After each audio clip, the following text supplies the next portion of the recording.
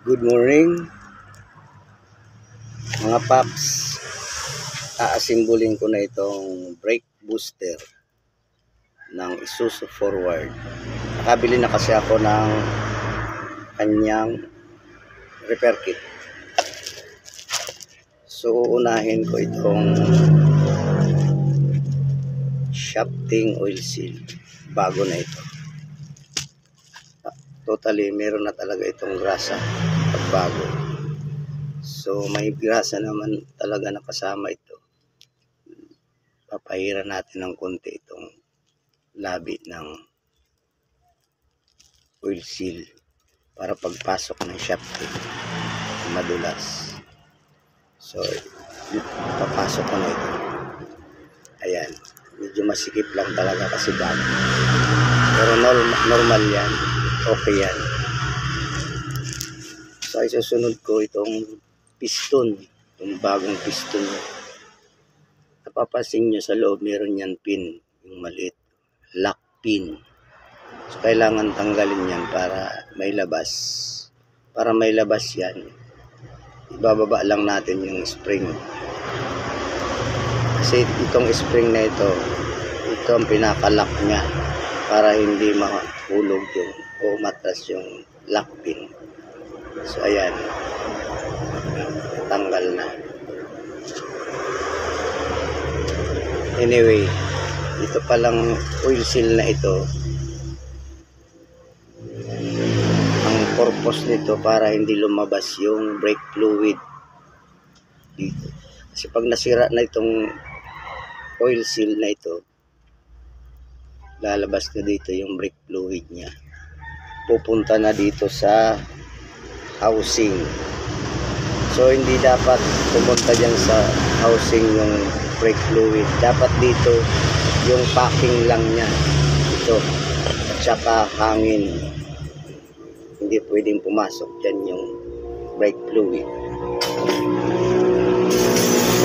So ngayon, kakabit ko na ito pala may butas yan na shafting. Dito pinapasok yung maliit na lock ng piston. Yan, tatapat natin sa butas. Kaya ipapasok natin yung lock pin. Ipupush lang natin. Ayun, pumasok na. So ibababa ulit natin itong spring para hindi umatras yung lock pin. Ito ang pinaka purpose niya, kaya may spring yan dyan para matrap yung dulo ng lock pin na hindi umatras. So ayan, makakabit na.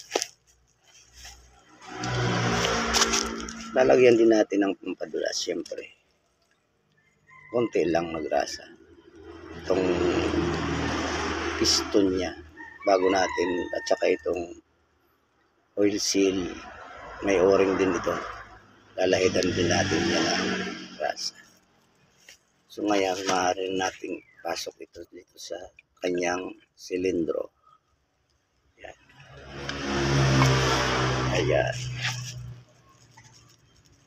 ugutin natin pataas yung shafting. Siyempre ilalagay natin itong bagong circlip lock. So, para may lagay yan, kailangan ibaon ng konti yung oil seal nya para makalagay yung circlip.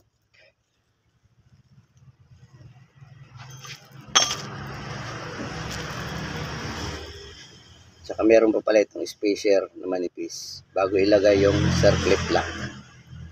Yan. Ito na, lalagyan na natin ng circlip lock para hindi umatras yung oil seal.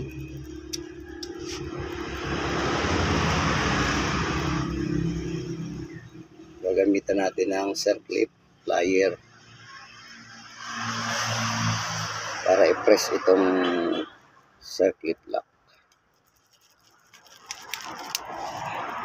Yun.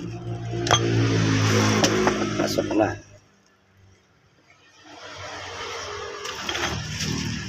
So next,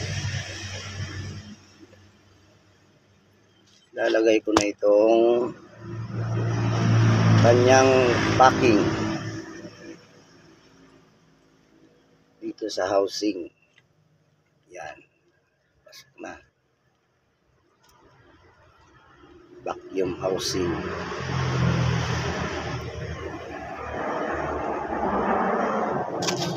So next nyan,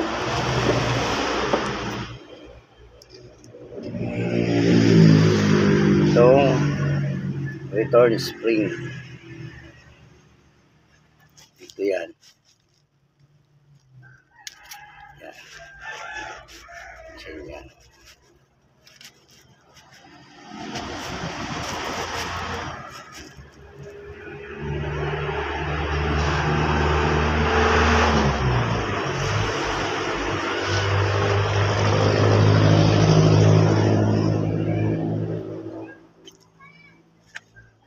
Next, may o-ring din ito, bago. Para dito.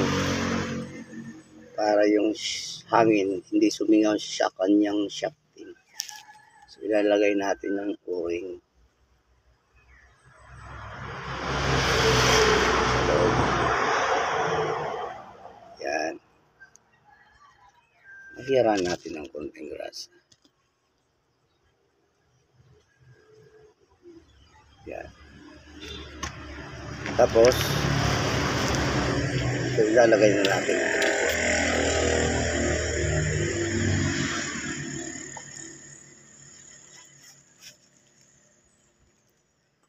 ito kanyang washer at saka yung nut, shafting nut, lock nut.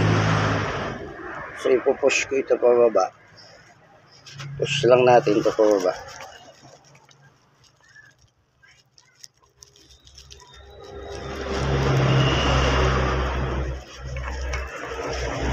Medyo matigas lang kasi yung spring niya malaki. Kaya naman diinan. Ayan. Lalagay ko na itong nut and washer.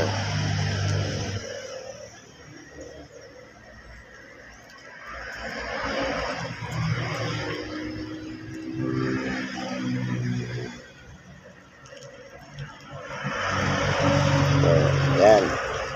May nut na siya. Pero kailangan higpitan. Gagamitan natin ang 19mm na socket wrench. Socket wrench. Ito.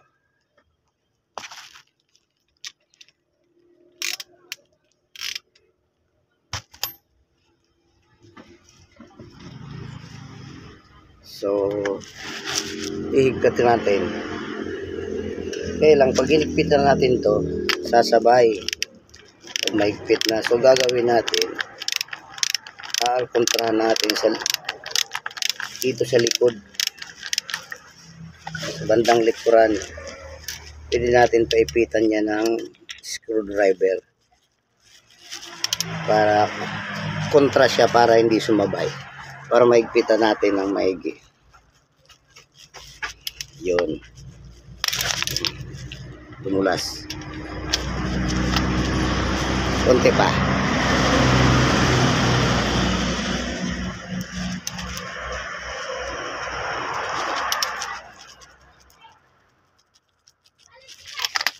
Kailangan mahigpit ito kasi baka kumalas.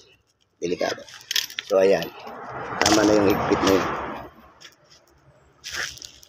So una, papalitan natin itong o-ring na ito, yung luma. May bago itong o-ring.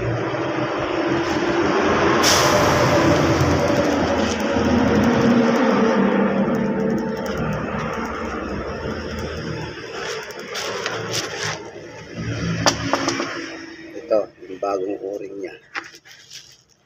So, ipapasok natin dito yan. Para hindi sumingaw. Para yung hangin galing sa vacuum housing, hindi sisingaw. Yan. Siyempre, lalagyan din natin ng grasa. Yung grasa kasi isa pa itong na kapag malaking tulong to para pang sealed, para hindi sumingaw. So, grasa lang lalagay natin instead of silicone or beta gray. Okay na itong grasa kasi bago naman yung o-ring. Grasa lang siya.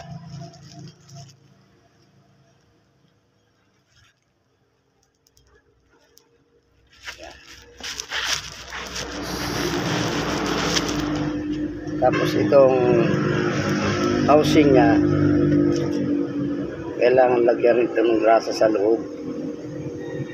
Yan, saan natin pa sa loob para pagpasok ng packing madulas.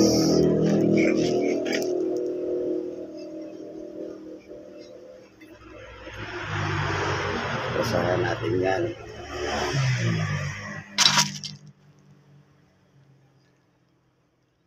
Tapos itong packing na ito, lalagyan natin ng grasa para madulas siya doon sa housing. Kasi naglalaro ito nagtutulak ito Atras abante ito dito sa loob.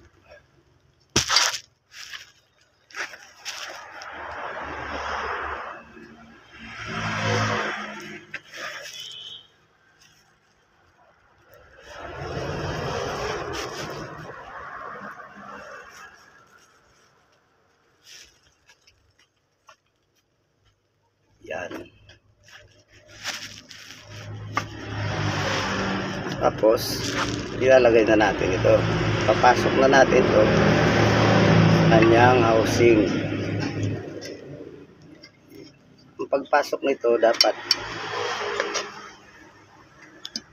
bago tanggalin may marka kasi hindi pwedeng magkamali kasi yung fitting niya sa hangin ito. Pag nabaliktad yan, malayo na sa tubo. So nandito yan naka-tatak, naka-point, nakatapat siya. So, ganyan. So, ayan. Yun na. Tutornilyo na natin to. Bali 6 na tornilyo. Ayan. Tapos 6 na tornilyo lahat yan. So ganyan lang. Higpitan na natin. So sana may natutunan. Maraming salamat sa panonood. Have a nice day.